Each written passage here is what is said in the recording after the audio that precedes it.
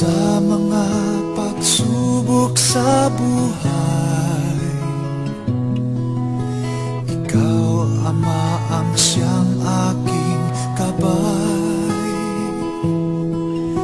Kaya lamang nakapagtagumpay,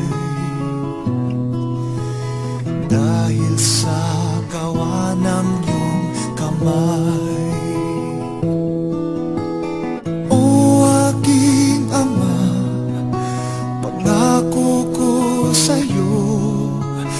Ako'y magtatalaga sa tungkuling ito, kahit na ang kapalit nito ay buhay ko.